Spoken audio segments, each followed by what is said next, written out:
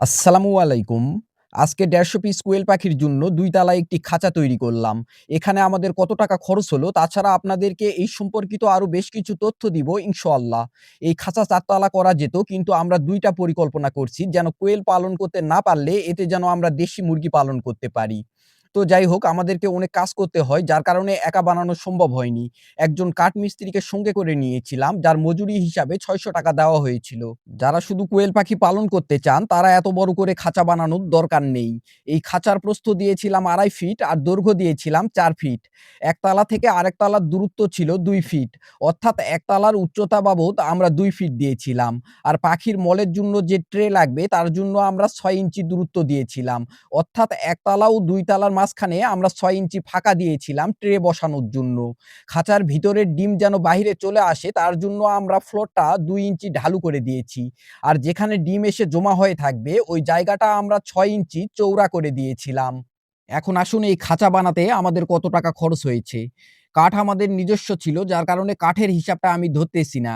আমাদেরকে প্লাস্টিকের নেট, পেরেক, ওয়াশার, দরজার কব্জা, প্লাস্টিকের পাইপ, আটা এসব কিছু কিনতে হয়েছে।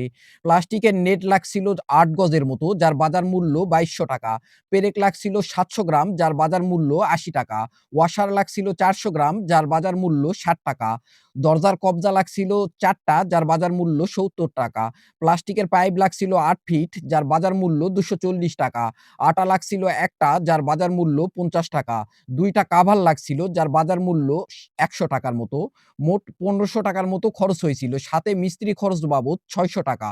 সব মিলিয়ে ৳২১০০ র মতো খরচ হয়েছে। ভিডিওতে আপনারা দেখতে পারতেছেন ডিম যেন গড়ে মাটিতে না পড়ে তার জন্য প্লাস্টিকের ঘর ওয়ারিং করার জন্য যে প্লাস্টিকের পাইপগুলো আছে ওগুলা আমরা চারদিকে মেরে দিচ্ছিলাম যাতে যেন ডিম গড়ে মাটিতে না পড়ে। এখন আসুন খাবার আর পানি পাত্রের জন্য কি করলাম। প্লাস্টিকের ৪ ফিট বাই ৩ ইঞ্চির একটা পাইপ কেটে আমরা ২ ভাগে ভাগ করে নিয়েছিলাম।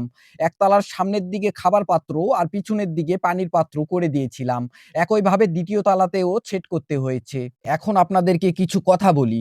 অনেকেই পশু পাখি পালন করতে অনেক পছন্দ করেন, কিন্তু জায়গার সমস্যার কারণে পালন করতে পারেন না। তাদের জন্য কোয়েল পাখি খুব ভালো একটা অপশন হতে পারে।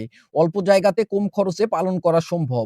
খরচও তুলনামূলক অনেক কম হয়। লাভ যে আহামরি এমনটা না, তবে লাভ মানানসই। তাছাড়া পরিবারের ডিম ও মাংসের চাহিদা পূরণের জন্য কোয়েল পাখি পালন করতে পারেন।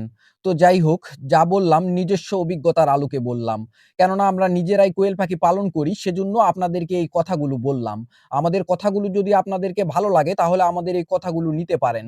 আর আমাদের কথার মধ্যে যদি বিন্দু পরিমাণ সন্দেহ জাগে তাহলে আমাদের এই কথাগুলো নেওয়ার প্রয়োজন নেই। তো আজকের মতো এখানেই। ভালো থাকবেন, সুস্থ থাকবেন। আসসালামু আলাইকুম।